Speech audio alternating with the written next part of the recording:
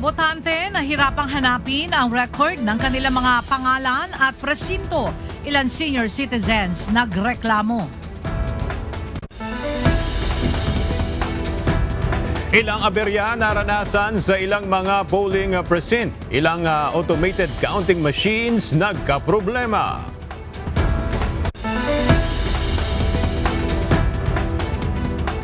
Ilang voting centers sa BARM hindi agad nakapagbukas ng mga polling centers. Electoral boards hinarang.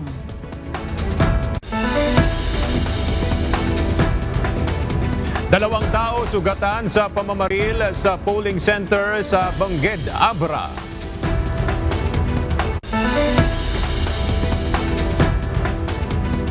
Isa pang insidente ng pamamaril na itala sa Silay City, Negros Occidental. 2 patay at 6 sugatan.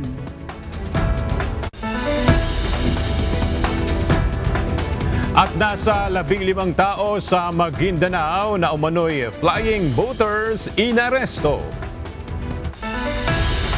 Magandang tanghali mga kasangbahay. Ngayon po ay araw ng Lunes, May 12, 2025. Ito po ang Poll Watch 2025, ang UNTV special coverage para sa midterm elections.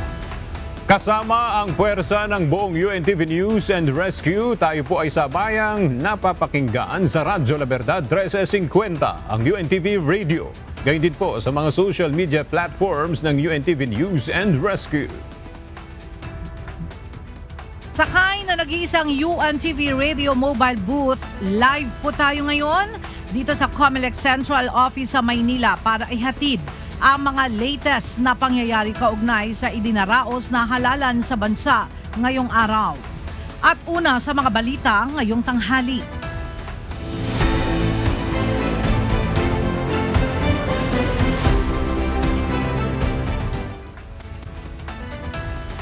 Maaari nang maiproklama mamayang gabi ang mga mananalong kandidato sa mga lokal na posisyon ayon sa Commission on Elections o COMELEC. Samantala, nag-iikot sa iba't ibang presinto at polling center si COMELEC Chairman George Erwin Garcia kaugnay ng idinaraos na halalan ngayong araw. Mula sa Muntinlupa City, ang detalye sa report ni Dante Amento live.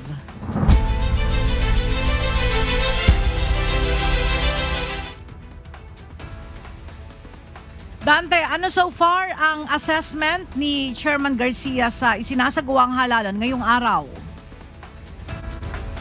Magandang umaga, Ella. Alam mo, bagamat may mga insidente ng pamamaril, hindi kaagad na nasimulan yung pagboto ng ating mga kababayan. Initial assessment ng COMELEC ay maayos ang botohan ditong 2025 midterm elections. At kanina nga, Ella, ay kasama tayo ay maagang nag-iikot itong si Chairman George Erwin Garcia sa iba't ibang mga polling center, partikular po dito sa Cavite.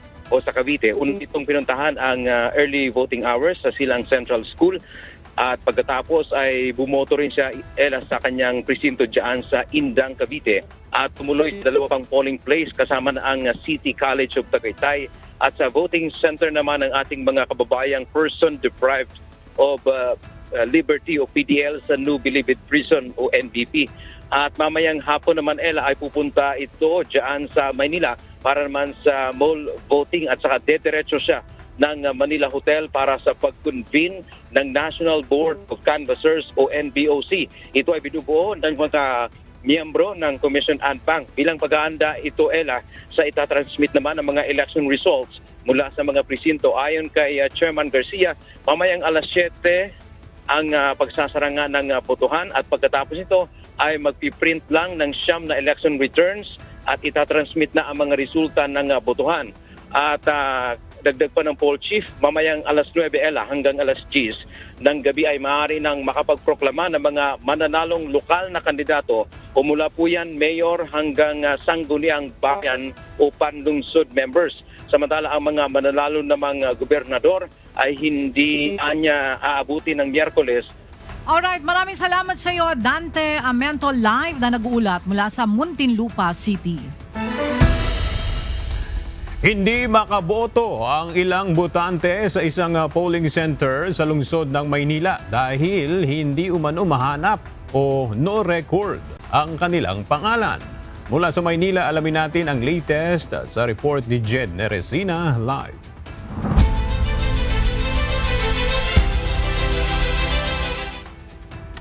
Jed, ano itong problema ng ilang botante dyan sa Rosauro Almario Elementary School?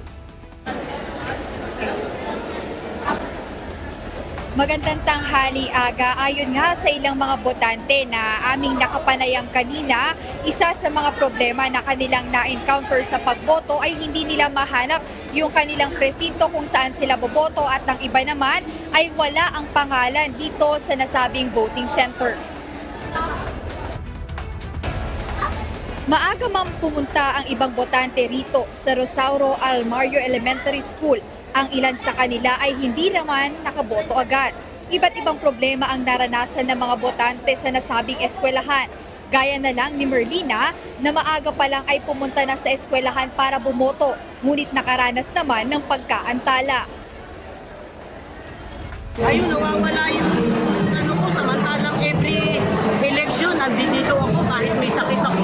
Responsibilidad ng bawat Pilipino ang bumoto, saka hindi para sa kanya, para sa pangkalahatan. Sa katunayan, ayon sa ilang volunteer mula sa Parish Pastoral Council for Responsible Voting o PPCRV, maraming botante rin ang lumalapit sa kanila at nagpapatulong na mahanap kung saang presinto sila nakatala. Bukod sa hindi mahanap ang pangalan ng iba, reklamo rin ng mga botante gaya ni Leonora ang hirap dahil sa siksikan.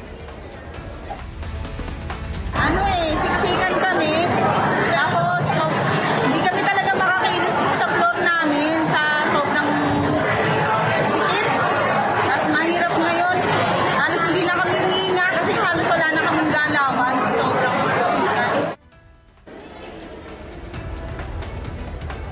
Ngayong tanghali, ramdam na ang init sa ground floor ng Rosauro Almario Elementary School dito sa Tondo, Manila at simula pa kanina ay siksikan o mahaba na ang pila sa bawat presinto maging sa priority polling place kung saan maaaring bumoto ang vulnerable individuals kabilang na ang senior citizens, persons with disability at mga buntis. At base sa tala ng COMELEC, inaasahan na 46,000 ang boboto rito sa eskwelahan, ngunit 2 palapag lang ang nakabukas o naka-assign para pagbotohan ng mga botante rito, kaya talagang siksikan sila pagdating sa itaas. Agad tuloy-tuloy pa rin yung pasok ng mga tao dito sa eskwelahan sa Tondo, Manila at bilang ito nga yung pangalawa sa voting center nationwide na may pinakamaraming registered voter, talagang maliit yung 2 palapag kaya reklamo ng mga tao na pag-akyat nila sa itaas, siksikan at hirap din yung iba kasi kailangan pa nilang umakyat gamit yung hagdan sa 4th floor at dito rin sa priority polling place, hindi pa rin nababawasan o hindi pa rin lumuluwag yung lugar dahil marami pa rin na mga kababayan natin na priority voter ang hindi pa rin natatapos sa pagboto rito. Ayan muna update mula rito sa Tondo, Manila. Balik sa iyo, Aga. Maraming salamat, Jed Neresina. Nahirapan sa pagboto sa early voting schedule kaninang umaga ang mga senior citizens sa Commonwealth Elementary School. Nahirapan silang hanapin ang kanilang mga presinto at puntahan ito dahil sa laki ng polling center at pagkakalagay ng mga automated counting machine sa mas mataas na palapag ng mga gusali. Umabot pa sa regular schedule ng botohan ang mga priority voters dahil din sa dami ng tao. Ang Commonwealth Elementary School ang pinakamalaking polling center sa Quezon City kung saan nasa 39,000 na mga botante ang inaasahang boboto ngayong araw. Kawawa naman yung mga tao na sa dami-dami ng tao, hindi malaman kung anong gagawin. Mahina ang assistant eh. Ikot-ikot ka, ilang building na, 3 building. Mabuti kung di masakit ang tuhod. Ang daming tao, baka hindi ko kakayanin. Hindi kaagad nagsimula ang botohan sa karamihan ng polling precinct kanina sa Datu Odin Sinsuat sa Maguindanao del Norte. Binarikadahan ng isang grupo na taga-suporta ng isang kandidato sa lugar ang paglalabas ng mga eleksyon paraphernalia. Ang hiling ng grupo dapat ay mga pulis ang magsilbing Board of Election Officers imbes na mga guro para maging patas umano ang botohan. Naging tensyonado ang sitwasyon sa labas ng munisipyo dahil sa pagbarikada ng grupo at nanindigan sila na hindi aalis kung hindi masusunod ang kanilang hiling. Patuloy pang minomonitor ng UNTV ang magiging sitwasyon sa lugar at kung matutuloy ang halalan doon ngayong araw. Problemado ang ilang mga botante sa isa sa pinakamalaking polling center sa Quezon City, bunsod ng mahabang pila sa presinto. Ito ay matapos na magkaaberya ang isang automated counting machine na ginagamit doon. Alamin natin ang latest mula kay Rosalie Coz, live.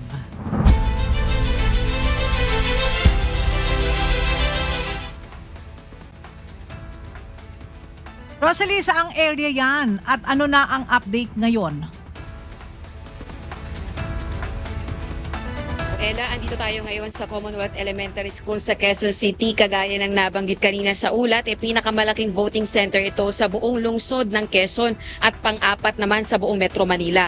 Kaninang alas 10 ng umaga ay nagkaroon ng aberya ang isa sa mga automated counting machine dito sa paaralan, partikular na sa clustered precinct 431 kung saan merong 5 presinto. Kaya bukod sa dagsa ng maraming botante, kumaba pa lalo ang pila dahil nga sa nagkaaberyang ACM. Alas 11:01 na maayos ang ACM sa pamagitan ng troubleshooting ng isa sa mga technical support staff ng Department of Education supervisor or supervice DESO technical support staff. Nang tanungin naman natin yung DESO support staff, may mga ilang automated machine na nagkakaroon nga ng aberya pero agad naman nila itong naaayos sa pamagitan lamang ng troubleshooting. Yun nga lang, ang isa sa mga nagiging epekto nito ay nade-delay yung pagpasok ng mga balota ng mga botante natin na nakaabang, kaya humahaba ang pila. Kaya inter-school. Sa mga oras na to, alas 11:47 na, ilang minuto na lang magtatanghalian na, pero dagsa pa rin yung mga kababayan natin para bumoto. At andito pa rin yung iba sa ating mga kababayan na senior citizen, person with disability, at ang mga kababayan din natin na mga buntis. Kung makikita nyo dito sa aking likuran, etong aking kinaroroonan ngayon, ang covered court ng Commonwealth Elementary School, ang itinilagang priority polling precinct para sa mga kababayan natin na senior citizen, PWD at saka mga buntis. Kung makikita nyo rin yung dagsa ng tao doon sa bandang kaliwa ko, yan naman yung Voters Assistance Desk na dinadagsa rin ng ating mga kababayan na naghahanap ng kanilang presinto. Kanina meron tayong nakausap, 1 oras silang naghahanap ng kanilang presinto kasi para sa kaalaman ng ating mga kababayan nga, 39,000 yung registered voters dito at nasa 43 ang clustered precincts. Ngayon, kung hindi mo alam kung ano yung iyong presinto at kung ano yung clustered precinct mo,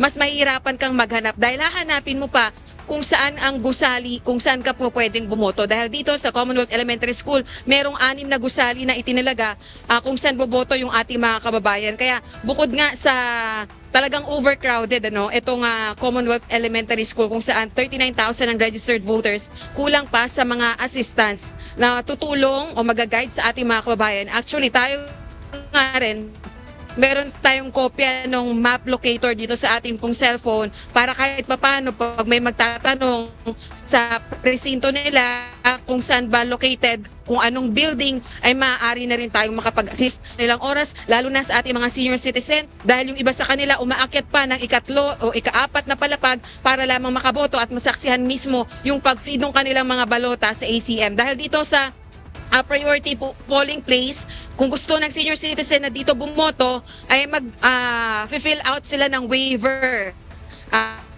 binibigyan nila ng authority yung mga support staff na sila na lang, ang mga support staff na lang yung mag-feed ng mga balota sa ACM mamayang alas 5 ng hapon sabay-sabay. Pero yung mga kababayan natin na talagang matyaga, inaakyat nila yung ikalawa, ikatlo at ikaapat na palapag ng gusali para masaksihan mismo nila yung pag-feed ng balota sa mga ACM. Yan ang latest dito. Balik sa'yo, Ella. Maraming salamat, Rosalie Coz. Nagkaaberya ang vote counting machine na ginagamit sa isang mall sa Quezon City. Dahil dito, bahagyang naantala ang botohan dahil kinailangan pang ayusin ang ACM. Mula sa Fairview, Quezon City, may report si Ivan Alvarez live.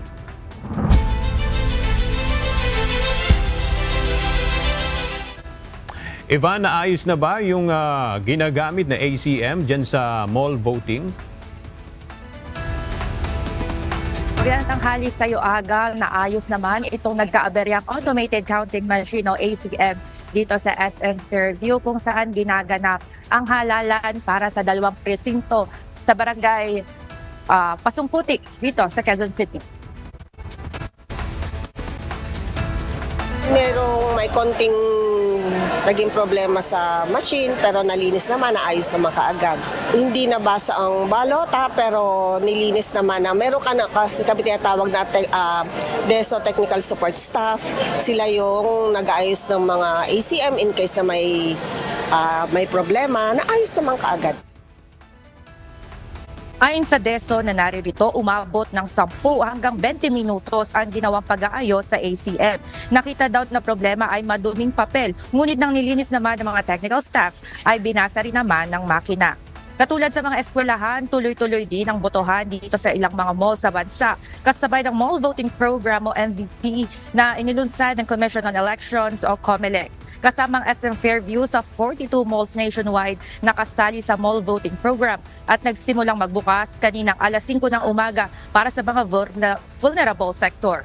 Ayon sa COMELEC, inisyatiba ito upang gawing mas convenient at madali ang pagboto ng mga Pilipino. Ngunit hindi lahat ng rehistradong botante ay maaaring bumoto sa loob ng mall. Tanging mga botanteng nakarehistro lamang sa mga piniling presinto ng COMELEC maaaring bumoto. Katulad na lamang ng Barangay Pasungputik. Ayon sa DESO, maliit ang paaralan sa Barangay Pasungputik para i-accommodate ang maraming mga botante. Kaya napili ang barangay na ito para idaos ang botohan sa naturang mall. Ayon naman sa mga nakausap natin mga volunteers sa Voters Assistance Desk, ilan sa nakikita nilang problema ay mayroong mga botante na dito pumupunta sa mall ngunit napapag-alamang hindi pala sa mga presintong ito nakarehistro kundi sa malapit na paaralan.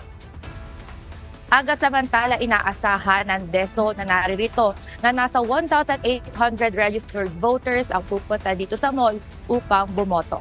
Namunang update mula dito sa SM Fairview sa Quezon City. Balik sa inyo dyan, Aga.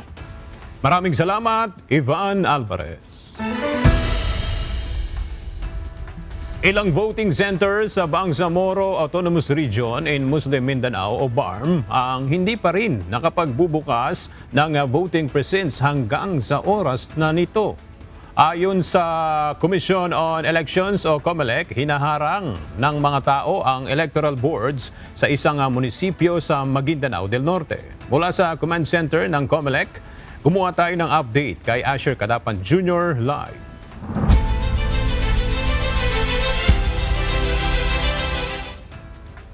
Asher, ano yung dahilan? Bakit hinaharang ng mga tao ang electoral boards sa Maguindanao del Norte? Agad tutol ang mga tao sa uupong electoral boards sa isang voting center sa bayan ng Datu Odin Sinsuat sa Maguindanao del Sur. Yan ang base sa inisyal na investigasyon na kinumpirma ng Commission on Elections o COMELEC.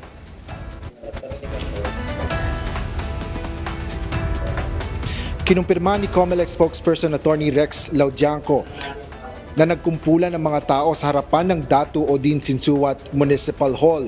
Ito anya ang isa sa mga dahilan kaya malaking porsyento pa rin ng mga botante sa Bangsamoro Autonomous Region in Muslim Mindanao o BARM ay hindi pa rin nakaboboto. nandun po kumpleto ang ating electoral boards, kumpleto ang paraphernalia, kumpleto ang balota, ngunit ayaw paraanin ng mga tao para makalabas at makapagsimula ng botohan po sa Dato Odin Sinsuat. Nandun po ang AFP, nandun ang PNP, ngunit parang hindi nila kaya. Ang ating pong election officer doon, kasama na ang Regional Election Director, ay humingi na ng tulong sa Philippine Marines. Nag-respond din naman po ang Philippine Marines, humihingi lang ng konting oras ang ground commander po ng Philippine Marines para makausap yung pong leader ng mga tao at leader ng mga grupo. Ayon pa sa COMELEC, sa ngayon ay patuloy pa rin ang ginagawang pakikipag-usap ng Philippine Marines sa mga tao. Bagaman nagbibigay nila ang mga otoridad ng ultimatum, ay iniiwasan nila ang sakitan. Ngunit binigyan diin ni Laudianco na kung ano man ang dahilan ng mga tao sa pagpigil sa mga electoral board, may ibang paraan para paraan niya ito isagawa, gaya ng paghahain ng reklamo sa COMELEC at hindi para pigilan ang mga ito. Sabi nga po namin, ang mga electoral boards ay duly constituted, authorized ng COMELEC na training at higit sa lahat na certify po ng Department of Science and Technology. So wala po dapat dahilan para sila pigilan. At in the first place, sabi nga po namin, election offense ang pagpigil sa mga poll workers na magawa ang trabaho nila.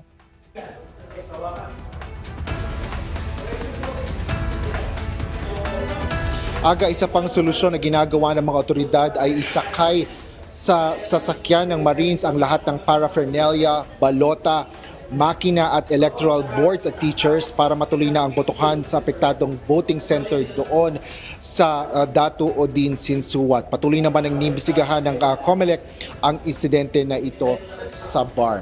Yan muna ang latest. Balik sa iyo, Aga. Maraming salamat, Asher Kadapan Jr.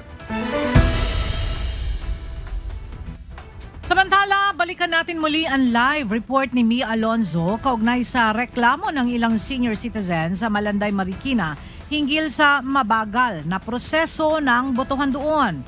Yes, Mia, go ahead. Yes, magandang tanghali sa iyo, Ella. Meron namang priority lane para sa ating mga vulnerable sector, gayon din sa ating mga senior citizen. Kaso nga lang, kahit na priority lane, ay nakararanas sila ng mahabang pila. Kaya nagiging dahil na kung bakit nahihirapan sila sa pagboto. Kanya-kanyang daing na ang mga senior citizen dito sa Malanday Elementary School dahil sa haba ng pila at mabagal na proseso ng pagboto. Kahit ang priority lane ay hindi umuusad ng maayos at mabilis ang pila. Si Aling Liwanag, 4 na oras na aniya siyang naghihintay para lang makaboto at si Mang Catalino na halos 5 oras ang ipinaghintay na inabot na aniya ng gutom. Hindi ko alam. Sa dami siguro ng tao. Mga senior? Oo, nakapila din. Tagal, kanina pa. Gutom na nga ako eh. Kanina pa kami 6:30. O, tapos ngayon, ang number namin ay 324. Ang sineservice pa lang, anong oras na ngayon? Alas 10:40. Ang sineserve pa lang 265 ba yun? Harinawa, sana bigyan man lang kami ng tubig. Bumili pa ako ng tubig, oh. Sana libre. Ang ilan pa nga sa nakausap natin ay hindi na magawang pumila dahil din sa init ng paligid, dami ng tao at haba ng pila. Ayon sa ilang nakapila kanina, pinakikiramdaman nila ang kanilang sarili at baka hindi na nila kayanin, kaya ang iba ay umuwi na lang muna at babalik na lang mamayang hapon. Ella, sa kasalukuyan ay talagang mahaba ang pila dito sa ating likuran. Narito po pa rin yung pila ng priority lane para sa mga senior citizen at ilan din talaga sa isa sa idinadaing din ng ating mga senior citizen ay ang sobrang init ng paligid. At yan muna ang latest update. Balik sa iyo, Ella.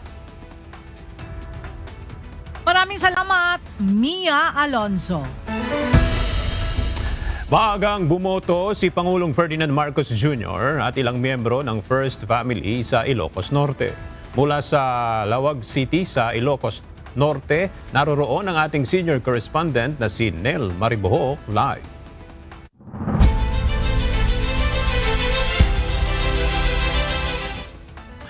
Nel, kamusta naman ang pagboto ng First Family dyan sa Ilocos Norte? Wala ba silang naranasang mga aberya? Yes, agagang bumoto si Pangulong Ferdinand Marcos Jr. ngayong araw. Kasama ng Pangulo si Irene Marcos at dating First Lady Imelda Marcos sa Mariano Marcos Memorial Elementary School sa Batac City sa Ilocos Norte.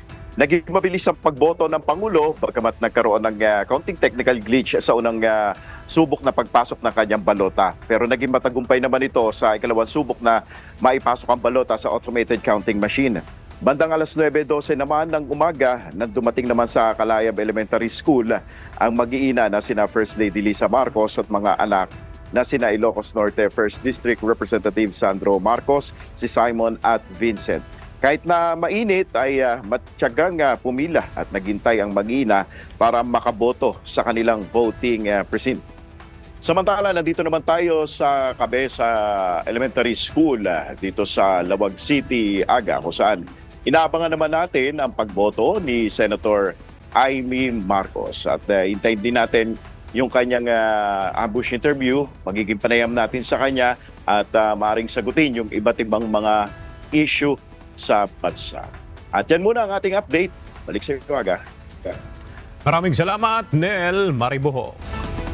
Ilang mga botante sa isang polling center sa Davao City ang nababagalan sa proseso ng botohan.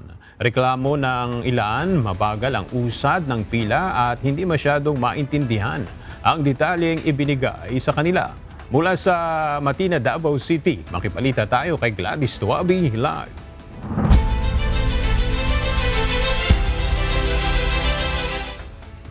Gladys, ano yung naranasan ng ilang mga botante dyan sa Davao City?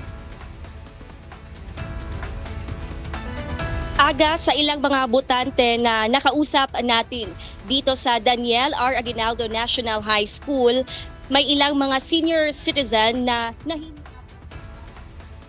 anila sa paghahanap pa lang ng kanilang mga pangalan at presinto ay pahirapan na.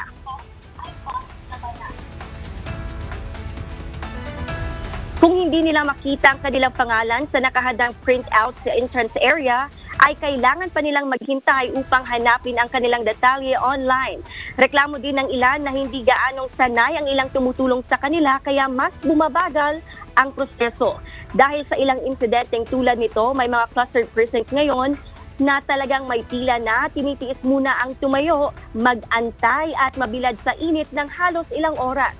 Kaninang umaga ay nakaboto na si Vice President Sara Duterte at sa kanyang pagboto napansin niya na medyo mabagal o loading ang machine. Napansin din ng pangalawang Pangulo na ang nauna sa kanyang botante ay hindi rin kaagad binasa ang balota kaya kailangan pa itong baliktarin at ipasok ulit. Sa ngayon ay patuloy pa rin ang pagdating ng botante o ng mga botante sa kabila ng mainit na panahon. Tinatayang nasa 8,000 hanggang 10,000 ang boboto dito sa paaralan ng Daniel R. Aguinaldo National High School. At paalala sa mga botante, bawal ang pagdadala ng mga malalaking bag o backpack at iwasan ding dalhin ang kanilang mga anak para hindi na maantala sa kanilang pagboto.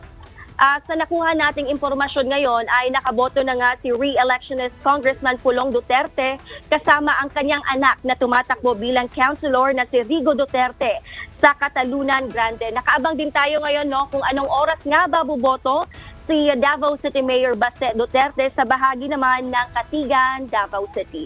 Yan muna ang ating update mula rito sa Davao City. Balik sa iyo sa studio. Maraming salamat, Gladys Tuabi. Dalawa ang patay habang 6 na supporters ng isang politiko ang sugatan sa nangyaring pamamaril sa Silay City, Negros Occidental kaninang umaga. Sa ngayon ay may ideya na ang pulisya hinggil sa pagkakakilanlan ng suspect sa pamamaril habang nagpapatuloy ang hot pursuit operations. Mula sa Dumaguete City, makibalita tayo kay Lalaine Moreno live.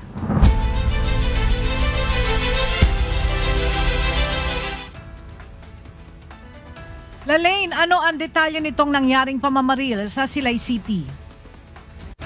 Ela pasado alas 7 ng kaninang umaga pinagbabaril ng mga suspect itong mga political supporters ng isang kandidato sa bahagi ng barangay Mambulak, Silay City at sa latest update ng PRONIR, 2 ang patay at 7 na ang kasalukuyang nagpapagaling pa sa ospital. Pasado alas 7 kaninang umaga nang pinagbabaril ng mga sospek ang ilang mga political supporters ng isang kandidato habang nagkakape sa barangay Mambulak, Silay City, Negros Occidental. Ayon sa Silay City Police Office, isang barangay chairman umano at 2 pang kasamahan nito ang nagpaula ng bala habang dumadaan sa naturang lugar sakay ng van. Naka-duty umano ang mga biktima para magbantay ng mga insidente ng vote buying. Sa latest update ng PNP, 2 ang patay habang 7 ang sugatan at isinugod sa Riverside Medical Center. Nag-deploy na ang PNP ng Quick Reaction Team para tumulong sa hot pursuit operation. Ganon din ang pagsasagawa ng case build-up. Nagpatupad rin ng police checkpoints sa Silay City at mga kalapit lugar para hindi makatakas ang mga sospek. Tiniyak naman ng PNP na mananatili pa rin ang seguridad sa lugar. Ayon naman sa Commission on Elections, hindi naapektuhan ang botohan sa Silay City.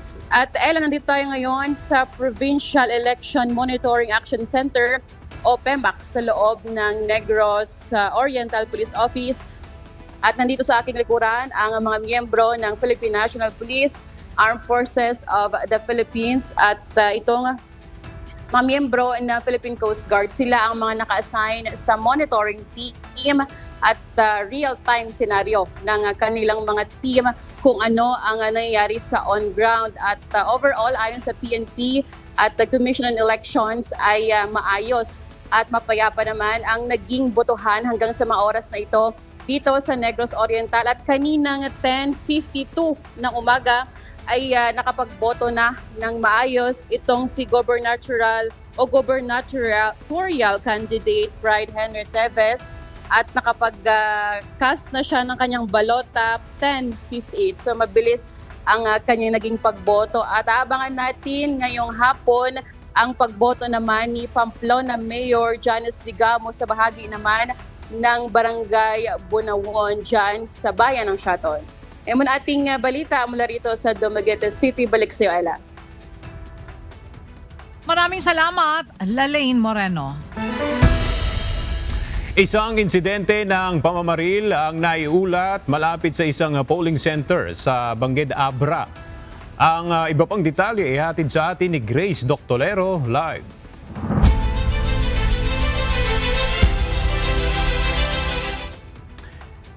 Grace, kumusta na yung lagay ngayon niyang 2 biktima? Magandang tanghali.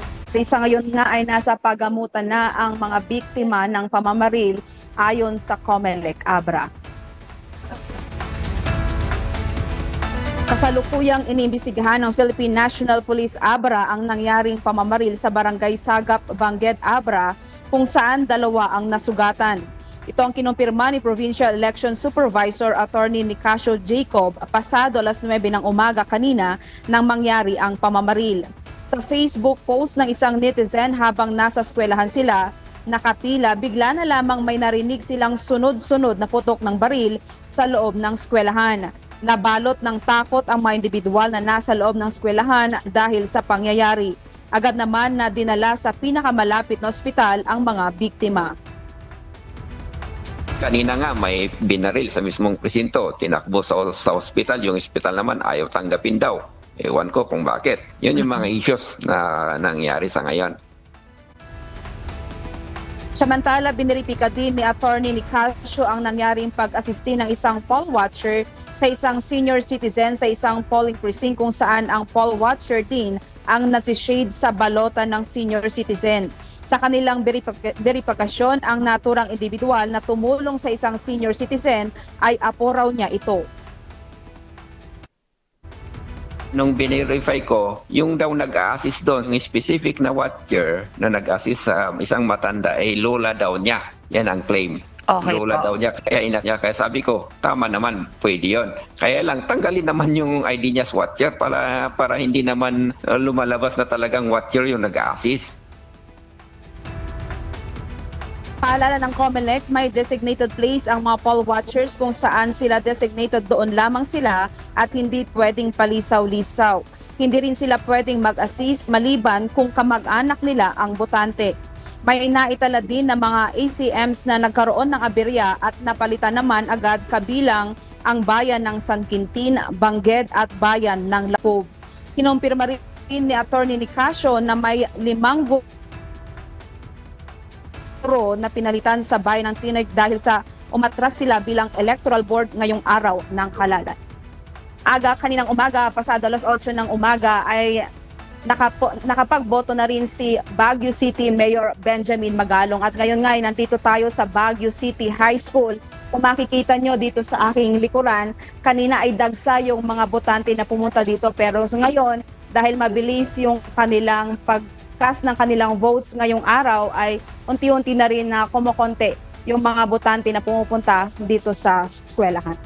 At yan muna ang balita mula dito sa Baguio City. Balik sa'yo, Aga. Maraming salamat, Grace Doctolero.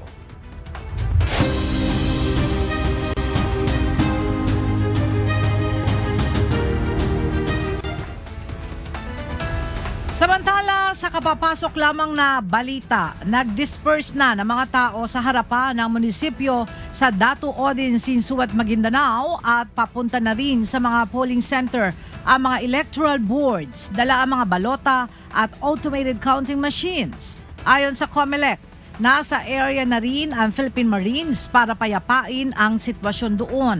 At para sa iba pang update, abangan mamaya sa pagpapatuloy ng ating Poll Watch 2025 ang UNTV Special Coverage. Hinuli ng pulisya kaninang umaga ang nasa 15 individual, kabilang na ang ilang minor de edad sa Buluan, Maguindanao, matapos umanong umamin na sila ay flying voters. Inamin umano ng mga nahuli na sila ay boboto sa Buluan, Maguindanao del Sur, pero galing sila sa General Santos City. Merong mga hawak na bagong voters registration record na inisyu ng Municipal Election Officer ang umano'y mga flying voter batay sa ulat ni dating Congressman Toto Manguda Datu sa kanyang Facebook page. Meron pa umanong nakuhang granada sa isa sa mga suspect.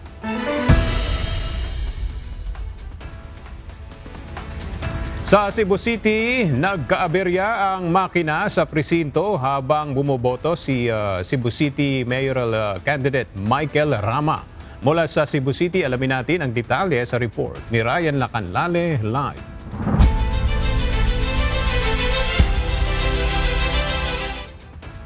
Ryan, ano yung nangyari dyan sa makina at ito ba ay naayos naman na?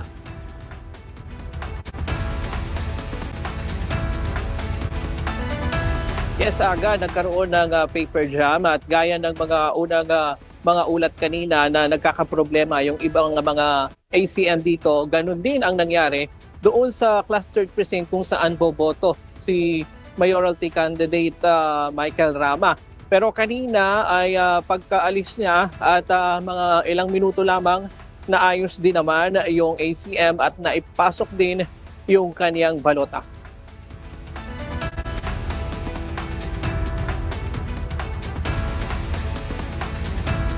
Binigyan lamang ng authorization ang kanyang abogado at iniwan na ang balota ni mayoralty candidate Michael Rama.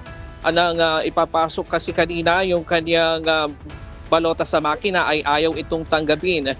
Bago mag-alas 10 ng umaga, dumating dito sa Guadalupe Elementary School si Rama.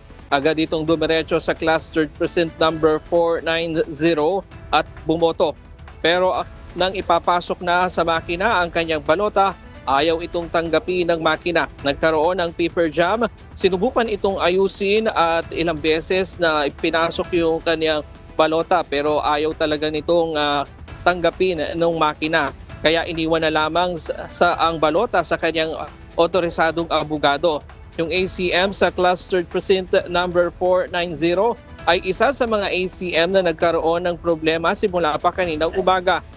8 makina ang nagkakaroon ng problema simula nang magbukas ang mga presinto dito sa Guadalupe Elementary School. Subalit naaayos naman ito pagkalipas ng ilang mga sandali. Samantala, nakapagtala na ng 5 kaso ng vote buying ang Philippine National Police sa Central Visayas simula pa nang mag-umpisa ang election period hanggang kagabi.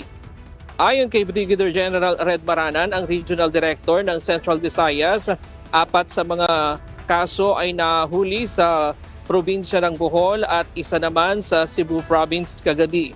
Kakasuhan ng kaukulang kaso ang mga nahuli, samantalang may naitala din na 2 lumabag sa liquor ban sa Central Visayas. At ngayon medyo kumonti ng bahagya yung mga taong dumadating dito para bumoto dahil mainit na nga yung panahon. Tinaasahan na mamaya bandang 3:00 at ng hapon ay muling dadagsa yung mga tao na boboto at hahabol para sa eleksyon ngayong araw. Diyan muna ang latest mula dito sa Cebu City.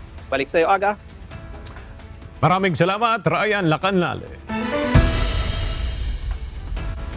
Mabilis na nakaboto ang mga persons deprived of liberty o PDL sa Davao City Jail dahil sa kakaunting bilang at naging maayos na proseso ng botohan sa loob ng piitan. Mula sa Davao City, makibalita tayo kay Marisol Montaño live.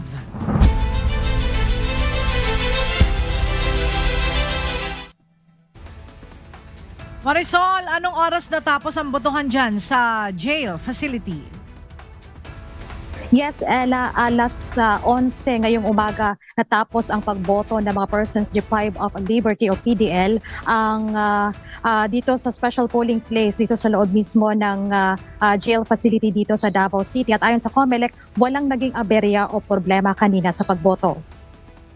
Smooth at naging mabilis ang proseso ng pagboto ng mga PDL sa 3 jail facilities dito sa Davao City. Ang naging special polling place ay ang College Education Behind Bars Building kung saan 6 na silid ang ginamit para mas mabilis ang voting. Kada classroom, nasa 5 hanggang 8 PDL ang pinapapasok upang bumoto. Unang bumoto ang mga PDL sa male dormitory, kasunod ang female at huli ang nasa annex na kinabibilangan ng mga senior at PWDs. Base sa tala ng Bureau of Jail Management and Penology Regional Office 11, nasa 590 PDL registered voters ang nakatala ngayong taon sa COMELEC. Ito ay bumaba mula sa 1,090 registered voters noong nakaraang May 2, 2022 national and local elections dahil sa dami ng bilang ng PDL na nakalaya na. Sa 11 jail facilities sa buong rehiyon, nasa 226 ang rehistrado sa Davao kabilang nasa Davao City Jail Annex, female at male dormitory. Ella, ngayon pina-finalize na lang ng COMELEC ang voters turnout at nagliligpit na rin sila sa mga ginamit na COMELEC paraphernalias kanina sa botohan. At maya-maya ay sasabay din tayo sa COMELEC na ita-transport yung mga balota papunta ng MAA Central Elementary School. At may escort din mula sa BJMPRO 11 at Special Tactics and Response Team para mamaya sa pag-transport sa paaralan. At yan muna ang latest mula dito sa Davao City Jail. Balik sa iyo, Ella. Maraming salamat, Marisol Montaño. Iniluluwaan ng ilang automated counting machine sa Naga City Science High School ang mga ipinapasok na balota ng ilang botante doon. Ito rin ang polling center kung saan bumoto kanina si dating Vice President Leni Robredo.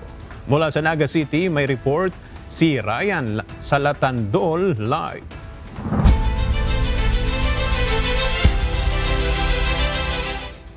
Ryan, naiayos na ba yung aberya sa ACM dyan sa Naga City Science High School? Yes, Aga, magandang tanghali. Pagkatapos makaranas ng ilang minor glitches dito sa mga ACM sa Naga City Science High School, ay agad naman itong naayos at tuloy-tuloy na rin ang isinasagawang botohan sa ngayon.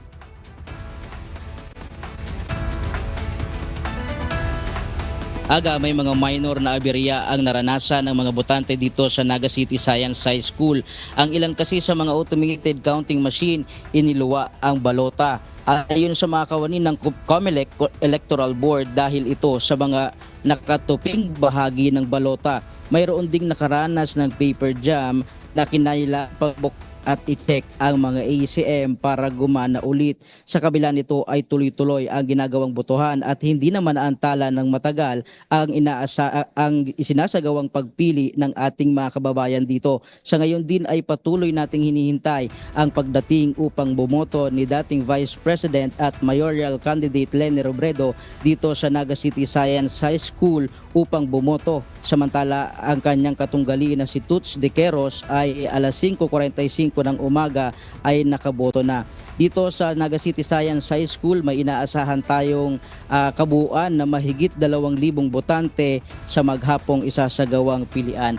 Aga nakaranas din ng ilang minor ng mga glitches dito sa bayan ng Calabanga sa Precinct 131A dito sa Ratay Elementary School. Merong reported na may mga pre-shaded ballots sa ilang mga balota, lalo na dito sa mga kandidatong lokal dito sa presintong ito. Agad naman itong pinalitan at pinaboto ulit itong nag-report na ito. At sa sa may Bao, Camarines Sur, hindi naman nagmatch yung balota na sinade ng mga ng botante doon sa mga resibo na inilabas ng ACM. At ito ay reported na din sa COMELEC at iniimbestigahan sa ngayon at nagpapatuloy ang eleksyon dito sa probinsya ng Camarines Sur. At yan muna ang latest live mula dito sa probinsya ng Camarines Sur. Balik sa iyo, Aga. Maraming salamat, Ryan Salatandol. Bagaman kaninang alas 5 hanggang alas 7 ng umaga ang itinalagang early voting para sa mga matatanda, ilang mga senior citizens sa Baleno Masbate ang nagpahuling bumoto na nagdulot naman ng mas mahabang pila at mabagal na proseso ng botohan sa lugar. Mula sa Baleno Masbate, alamin natin ang latest kay Jerry Galicia live.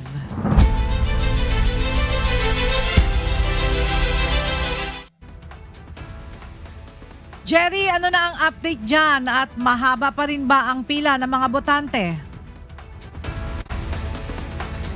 Yes, Ella, sa ngayon ay mahaba pa rin ang pila ng mga botante. Makikita natin dito sa ating likuran, meron pa rin mga nag-aantay ng kanilang pagkakataon para makaboto. At gumawa na nga lamang ng paraan ang DepEd Supervisory Official o DESO na ina-alternate para makaboto yung mga priority individuals, ngayon din ang mga regular na botante dito sa Baleno Central School. Matapos magkaroon ng delay at mahabang pila ang mga botante dahil binigyan din ng pagkakataon na makaboto ang mga senior citizen na hindi nakapunta ng taktang oras dahil sa katandaan sa kagulang, naging mabagal ang pagkilos ng mga matatanda. Gayunman ay may mga kaanak pa rin itong kasama para umalalay sa kanilang pagboto. Actually, nasunod naman natin yung time at saka yung oras na dapat magsimula yung botohan. The only problem kasi yung 5 to 7 na voting time intended for senior citizens, PWDs at saka iba pa. Hindi talaga yung turnout kasi hindi maganda kasi alam naman natin pag mga senior citizen mahina yan gumalaw, may delay din. Kaya yung dumating na yung 7 o'clock na intended na po sa lahat na regular voters, nagka-problema tayo. So, kasi akala ng mga voters natin tapos na yung para sa senior citizens.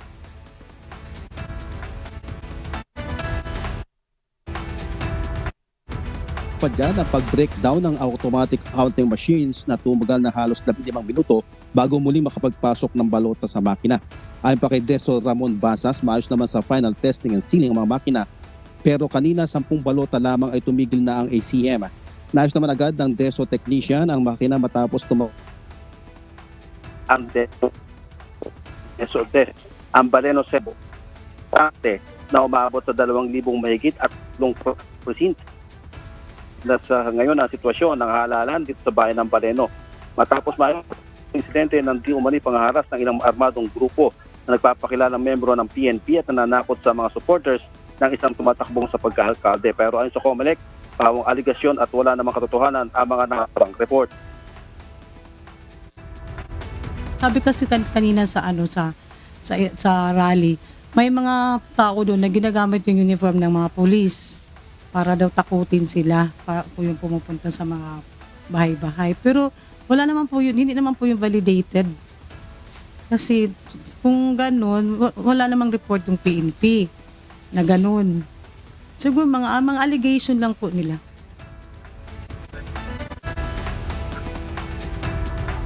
Kailan sa kanya ay mainit na panahon din ating kinalugan sa Bareno Central School at kahit may mga nakapila pa rin na at dumadating na mga senior citizen para makaboto ito sa halalan na ito. Balik sa'yo, Ella. Maraming salamat, Jerry Galicia. Ilang senior citizen mula sa Giginto, Bulacan ang dumadaing na sa pila dahil sa na-delay na pagboto. Mula sa Giginto, Bulacan, makibalita tayo kay Nestor Torres live.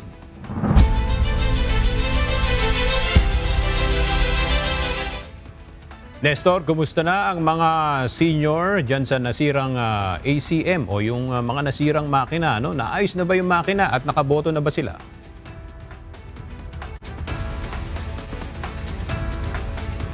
Tapos nga ng kanilang naging matagal na pagpila doon sa cluster precinct ay nakaboto naman sila pagkatapos ng mahigit 1 oras na paghihintay. Naantalang pagboto ng ilang senior citizen at person with disability sa Tabang Elementary School sa Giginto, Bulacan. Ito'y matapos na hindi gumana ng ilang automated counting machine sa cluster precinct number 61. Ayon sa 70 years old na si Lola Maria Sonaho, alas 6 pa lang ay nasa pila na siya. Mag-aalas 7 na ng umaga ay biglang tumigil na ang ACM. Sabi po, nasira daw po yung botohan, yung makina ba? Kaya hindi kami umabot. 6:45, nandito kami, dapat abot kami. Natagalan. Maraming nakapila. Dahil dito ilang dahil hit ng panahon.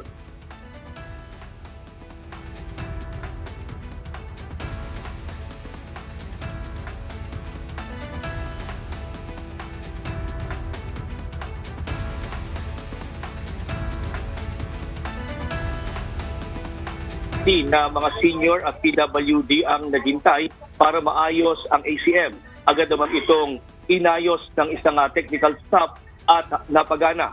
Samantalang bandang alas 9 naman ay nagsimula ng bumoto ang mga inmates sa Bulacan Provincial Jail. Para makaboto ang mga ito, kinakailangan munang kunin na isa-isa ng mga support staff ng COMELEC ang mga balota sa mga polling precinct. Pagkatapos ay dadalhin ito sa jail. Sa latest update naman, nasa 84 lamang ang pinayagan ng COMELEC na bumoto sa Bulacan Provincial Jail. Aga sa ngayon nga ay dito sa lugar ng Giginto ay meron ding naging problema dito naman sa Cluster 64 kung saan nga ay dito sinasabi na mayroong naging problema itong room na Cluster 64 at hindi gumana itong isang ACM dito, yung dahil dito sa paper copper na sinasabi ng mga electoral board. At yan muna ang ating latest live mula dito sa Giginto, Bulacan. Balik sa'yo. Aga? Maraming salamat, Nestor Torres.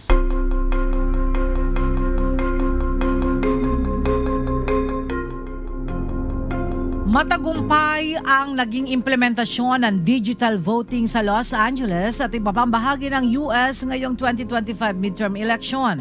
Sa kabila ng bagong sistema, ilan sa ating mga kababayan ang nagtungo pa rin sa konsulado para personal na bumoto. Mula sa Los Angeles, USA, makibalita tayo kay Klein Sinca live.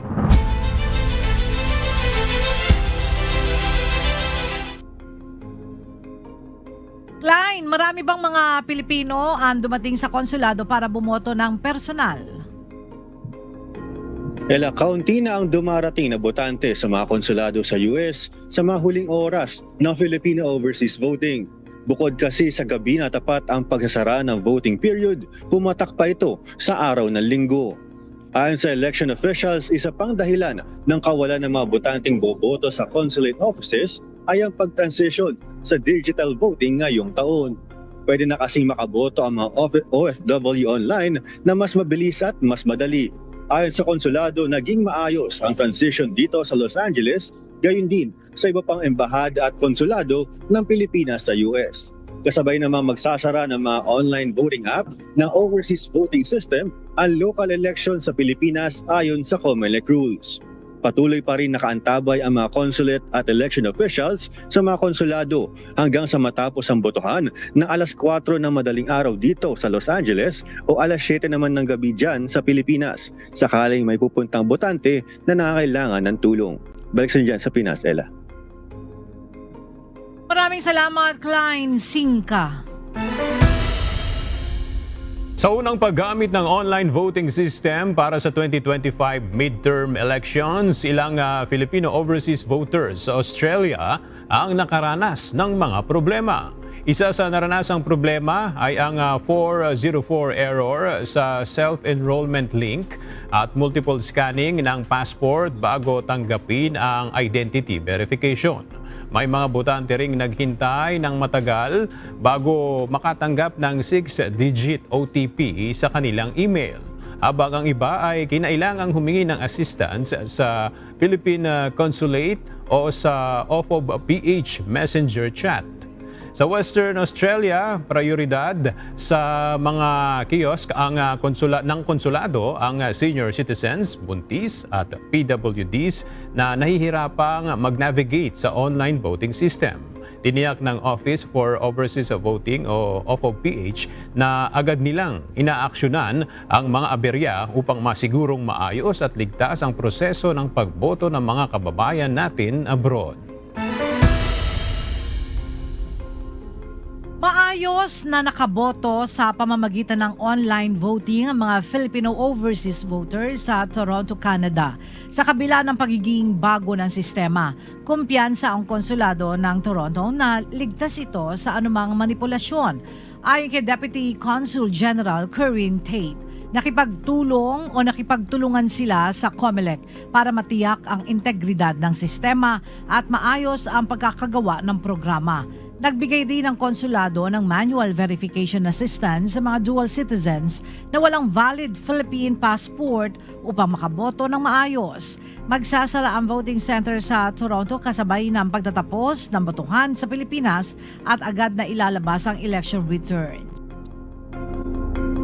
So, we are in our partnership with the Commission on Elections, we're very confident that we're able to prevent any form of manipulation for the results of the election. May tiwala po kami sa ginawa ng COMELEC na maayos naman po ang pagkakagawa ng programa nila.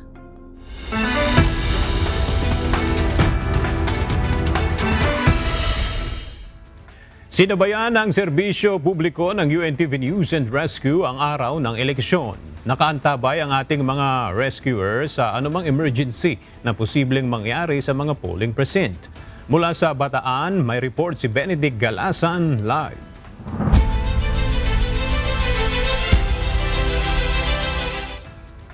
Benedict, ilang teams ba yung nakadeploy natin ngayon at ano-ano yung mga assistance na ibinibigay natin sa ating mga kababayan?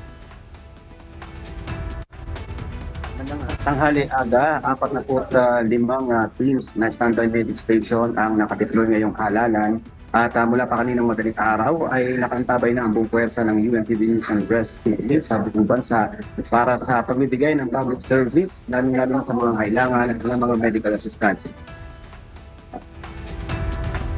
Sa Northern and Central Luzon, aga, libreng pamaypay ang ibinigay ng UNTV News and Rescue Team sa ating mga kababayan sa Nueva Bukod sa libreng pamaypay, ay may wheelchair assistance ang grupo sa ating mga senior citizen at person with disability. Nakantabay din ang buong team ng Baguio News and Rescue Team bilang standby medic sa Baguio City High School dahil sa inaasahang pagdagsado ng mahigit 3,500 botante ngayong araw. At para mas maayos naman na maasistihan ang mga posibleng pasyente ngayong araw dahil sa pagboto ay ipinagamit sa UNTV News and Rescue Team ang isang clinic ng isang eskwelahan sa bahagi naman ng Pampanga. Sa National Capital Region at Southern Luzon Region aga as of 10:40 kaninang umaga nakapagbigay na tayo ng 222 wheelchair assist, 592 free vital signs monitoring at 9 na ang nabigyan ng paunang lunas dahil naman sa kanilang mga medical concerns. Kasama sa ipinaglingkod ng UNTV News and Rescue Team ay ang free cold drinking water at random blood sugar naman ang ibinigay ng ating mga kasama sa Visayas Region. Nakaantabi rin mula pa kaninang alas 5 ng madaling araw sa mga polling present ang 3 UNTV News and Rescue Team na binubuo naman ng 31 responders. Nagbigay ng libreng assistance ang grupo sa mga botanteng senior citizen mula naman sa Antonio Jaime Elementary School sa Bacolod City, Catarman 2 Central School sa Catarman Northern Samar at Hogon Elementary School sa Tagbilaran City sa Bohol. Nagbigay rin ng libreng malamig na tubig ang NAR kung sakaling may mauuhaw naman sa ating mga kababayan upang maibsan ang uhaw dahil na rin sa init ng panahon. Sa Mindanao Region, sa malaking polling percent naman nakaantabay ang mahigit 40 volunteers ng UNTV News and Rescue Team. Umabot naman sa extreme portion ang init na nararanasan sa rehiyon at patuloy na nakaantabay ang UNTV News and Rescue para naman paglingkod sa ating mga kababayan. Bahagi ng public service na ginagawa ng UNTV News and Rescue Team ay ang ibinibigay na libreng malamig na tubig at blood pressure monitoring at ang pag-assiste sa ating mga senior citizen at PWD at ang tuloy-tuloy na pag-assiste kung mayroong mga insidente o aksidente mangyayari sa kanilang area of responsibility. Aga dito naman sa upang integrated elementary school dito sa Balanga City, sa Bataan ay may paunti-unti pa, may panganggalingan pa mga kabayan natin upang bumoto. Pero sa ngayon ay wala namang naging problema sa naging pagboto ng ating mga kabayan dito sa bahagi ito ng Bataan. Yan muna ang update ito sa Bataan at sa buong pwersa ng UNTV News and Rescue ay nagpapaalalang mag-hydrate po tayo mga kasambahay upang tayo itiwa sa problema. Yan muna ang update. Agad. Maraming salamat, Benedict Galazan.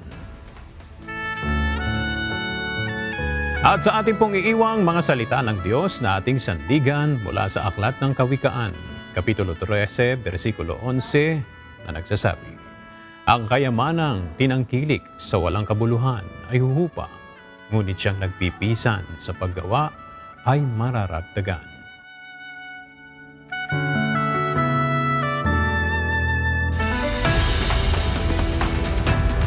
Magbantay at makiisa. Manatiling nakatutok sa Poll Watch 2025 ang UNTV election coverage. Tuloy-tuloy na ihahatid ng ating mga news correspondent ang mga pinakabagong impormasyon at mga pangyayari kaugnay ng halalan. Maaari niyo po itong mapanood sa UNTV 37 sa Free TV o sa aming official Poll Watch 2025 special YouTube channel at sa iba pang social media sites. Poll Watch 2025, ang UNTV News election coverage.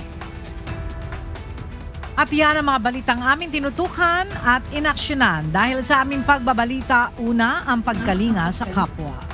UNTV CE News, may balita saan mang panig na ang daigdig. At dito sa UNTV, Diyos ang aming sandigan, serbisyo publiko ang aming pinahahalagahan. Magandang tanghali.